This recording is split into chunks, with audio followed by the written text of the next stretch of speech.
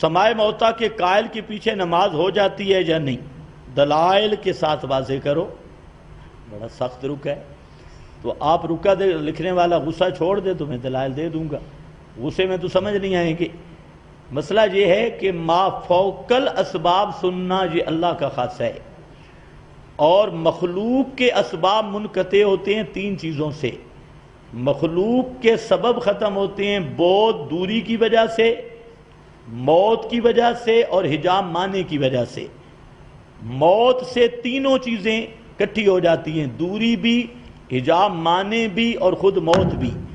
اور مرنے کے بعد اگر کوئی میت میں عادتاً صلاحیت سما مانتا ہے تو وہ آدمی مشرک ہے، اس کے پیچھے نماز نہیں ہوتی۔ اور ایک یہ مسئلہ الگ ہے کہ مرنے کے بعد اللہ اگر اپنی قدرت سے کوئی چیز چاہے کسی میت کو سنا دے تو اللہ قادر ہے، اس میں کسی کا کوئی جھگڑا نہیں ہے۔ اللہ پتھر کو بھی سنا سکتا ہے، پانی کی لہروں کو بھی سنا سکتا ہے، مردے کسی کو کوئی بات سنا دے، اس کا انکار نہیں ہے۔ بات یہ ہے کہ مرنے کے بعد میت میں صلاحیت سما ماننا اور وہ بھی عادتاً ماننا، تو ایسا عقیدہ رکھنے والا پکا مشرک ہے۔ اور اس کی دلیل کہ اللہ نے خود ذکر کیا ہے لیسا کمثلہ شیء وہو السمیع۔ جہاں اگر کوئی مولوی ہے وہ سمجھ لے گا کہ السمیع کو بطور حصر کے ذکر کیا، اور اللہ کی صفت سمیع ما فوق الاسباب سننا یہ اللہ ہی کا خاصہ ہے، اس لیے اگر اس میں کسی دوسرے کو شریک کرے گا تو وہ مشرک بنے گا۔ عورتوں کی آواز کا پردہ ہیں؟ بھئی عورتوں کی آواز کا پردہ خوف فتنہ کے ساتھ مشروط ہے۔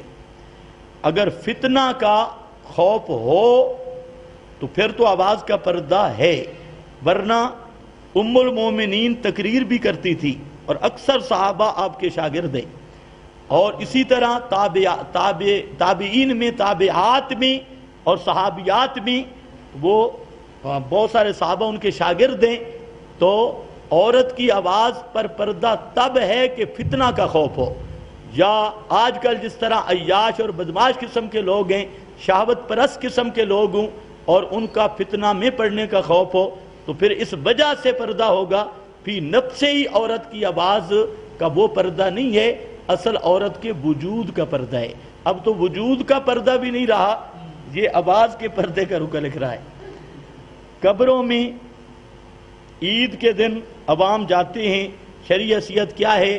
بھائی قبرستان کی زیارت کرنا مسنون ہے، سنت ہے، ثواب ہے، لیکن شرط ہے کہ سنت کے مطابق ہو اور نظریہ بھی صحیح ہو۔